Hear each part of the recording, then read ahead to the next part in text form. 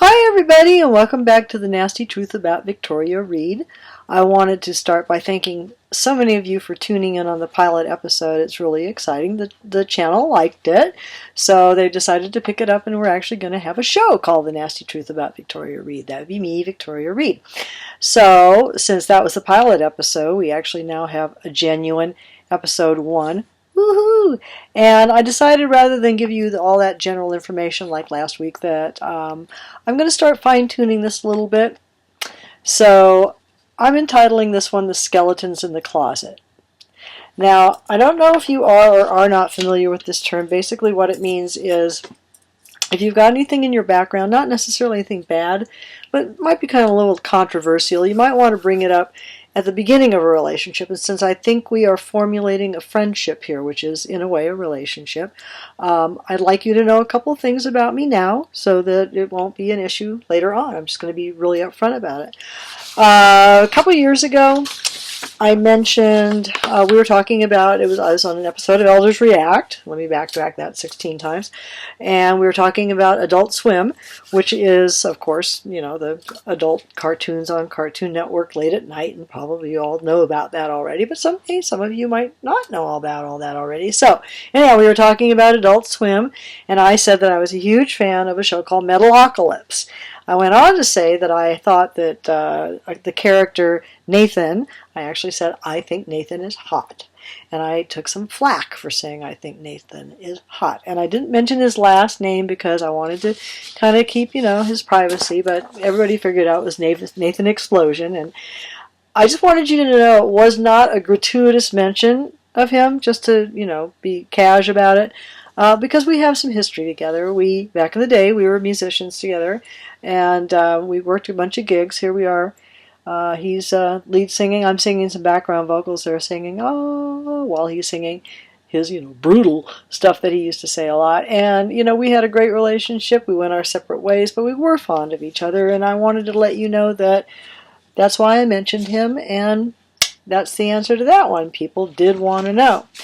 Now, I have another deep dark secret here, and let's go back a ways. Let's go back to about 1972, actually.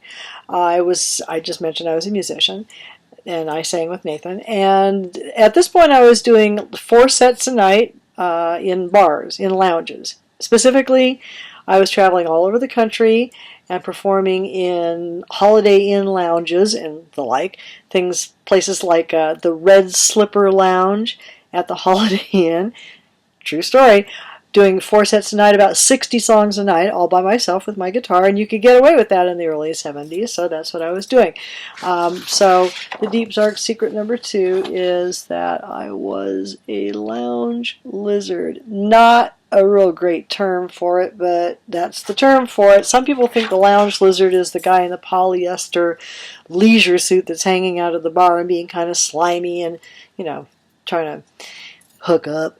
But a lounge lizard can also be the musician that is playing in the lounge. So I was technically really a lounge lizard, and I have here my promo shot from 1972, and we're just going to pan it in from the left over here so you can see it.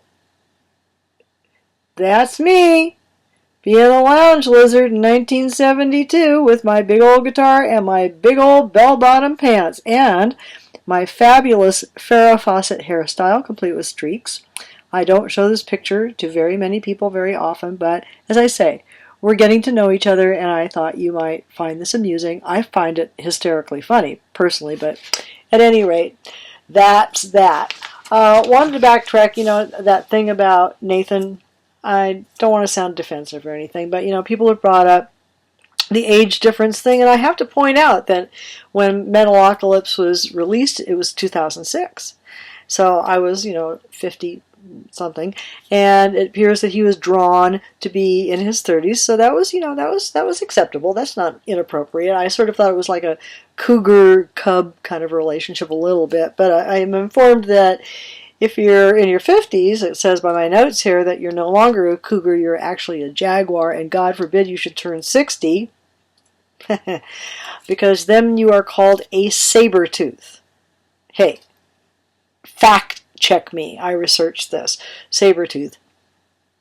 So I'm a saber-tooth, so I can't chase around about guys like Nathan Explosion anymore, and that's okay because that would not be appropriate at this point in my life. But I just thought I'd mention that I am a saber-tooth and I'm comfortable with it. So, at any rate, onward. Let's get ready for next week, shall we? So I have episode 1, and I had great ideas for that, and for episode 2, quite honestly, I got squat.